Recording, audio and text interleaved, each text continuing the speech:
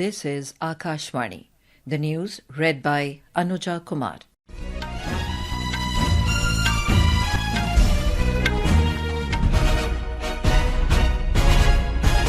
Prime Minister Narendra Modi firmly told the US President Donald Trump that India never accepted third-party mediation to resolve issues with Pakistan and will never accept it.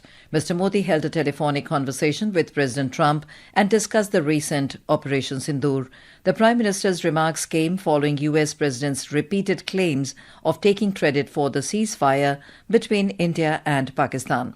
Foreign Secretary Vikram Misri said that during the 35-minute conversation, the Prime Minister clearly conveyed to Mr. Trump that talks were never held at any level on India-America trade deal or on mediation by the US for cessation of the recent military action between India and Pakistan. प्रधानमंत्री मोदी ने राष्ट्रपति Trump को स्पष्ट रूप से कहा कि इस पूरे घटनाक्रम के दौरान कभी भी किसी भी स्तर पर भारत अमेरिका ट्रेड डील या अमेरिका द्वारा भारत और पाकिस्तान के बीच मध्यस्थता जैसे विषयों पर बात नहीं हुई थी। सैन्य कार्रवाई रोकने की बात सीधे भारत और पाकिस्तान के बीच दोनों सेनाओं की एग्जिस्टिंग चैनल्स के माध्यम से हुई थी और पाकिस्तान के ही आग्रह पर हुई थी। Mr. Misri informed that Prime Minister Modi also emphasized that New Delhi will now treat acts of terrorism not as proxy actions but as acts of war. Mr. Modi and President Trump were scheduled to meet on the sidelines of the G7 summit in Canada, but Trump had to return to the US early, due to which the meeting could not take place.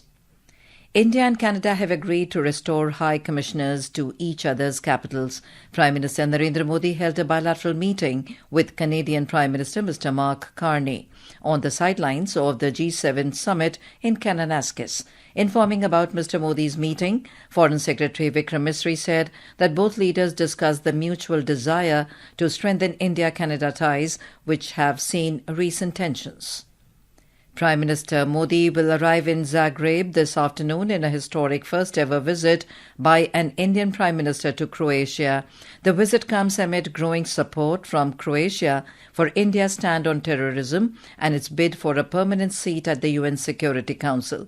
The visit, expected to deepen strategic cooperation, will feature delegation-level talks, agreements in key sectors, and cultural diplomacy. The two countries will also sign major agreements in the fields of science and technology, agriculture, education, and culture. 3 top Maoist leaders were killed today in an encounter between security personnel and armed Maoists in the Kodamadalu forest area of Alluri Sitaramaraju district in Andhra Pradesh. Security personnel have recovered 3 AK-47 rifles from the site. The Enforcement Directorate is conducting searches at 37 premises of contractors and private entities involved in Delhi classroom construction scam. The case is related to FIR registered by Anti-Corruption Branch of Delhi Police against the then city ministers and Aam Aadmi Party leaders Manish Sisodia and Satyendra Jain and other private persons for alleged irregularities in the construction of additional classrooms in various schools in the national capital.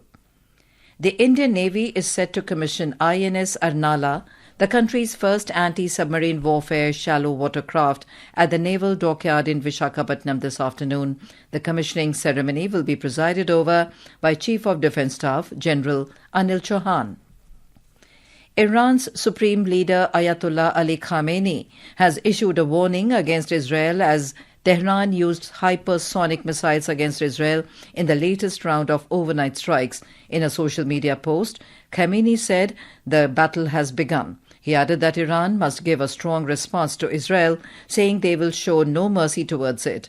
The Iranian escalation came as the United States continues to weigh its options on the ongoing conflict between Israel and the Islamic Republic. Iran also sent a swarm of drones towards Israel, where the army said it intercepted 2 over the Dead Sea area.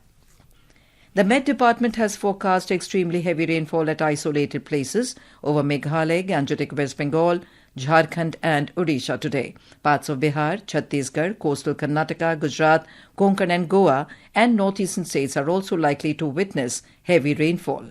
And that is the end of this news bulletin.